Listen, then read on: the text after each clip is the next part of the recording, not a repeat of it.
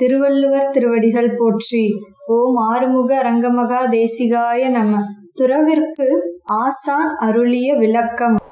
இப்போ துறவுக்கு அவர் ஆசான் என்ன சொல்லியிருக்கிறார்? எந்த இதையும் பற்று வைக்கக்கூடாது. அப்படின்னா அவர் எங்கே இருந்தார்? குடும்பத்தே இருந்தார், உலகத்தை விட்டு போகவில்லை. ஆனால் அதுமாரி பற்று வைக்கவில்லை.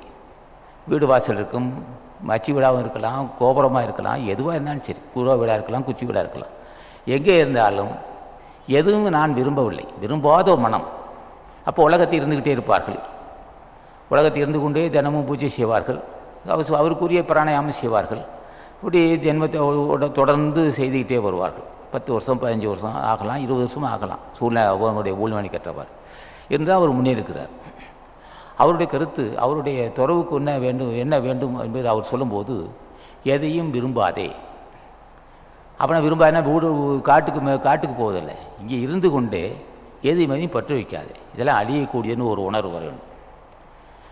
எத்தனை பொருள் சேகரித்தாலும் இதெல்லாம் அழியக்கூடியது, ஆக பயன்படுத்தி கொள்ள வேண்டும். அறிவுள்ளவர்கள், ஜென்மத்தை கடத்திட்டு விரும்புகிறவர்கள் இருக்கும்போதே, நம் நல்லபடி இருக்கும்போதே ஏதாவது தர்மத்தை செய்து கொள்ள வேண்டும் என்ற உணர்வு வர வேண்டும்.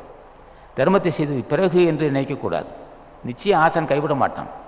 நாளைக்கு நமக்கு தேவைன்னு நினைக்கிற, நமக்கு நாளைக்கு வேணும்னு நினச்சா வேணுங்கிறத கொடுப்பான். அவர்கிட்ட கற்பை குறிச்ச மாற்றி எதை வேணாலும் கொடுத்துக்கிட்டே இருப்பாங்க. அந்த அளவுக்கு கருணை உள்ளவர்கள். அப்போ அன்னதானம் செஞ்சுக்கலாம், நாமும் சாப்பிட்டுக்கலாம், உணவு உடை குடும்பத்துக்கு தேவையான நடந்துக்கிட்டே இருக்கும், எல்லாம் செஞ்சுக்கிட்டே இருப்பாங்க. இருப்பு வச்சு பிற்காலம் நினைக்கும் போது இந்த துறைக்கு ஆகாது.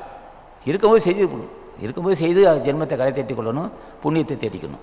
எந்த அளவுக்கு புண்ணியம் செய்கிறதோ அந்த அளவுக்கு தான் நமக்கு நன்மை உண்டாகும்.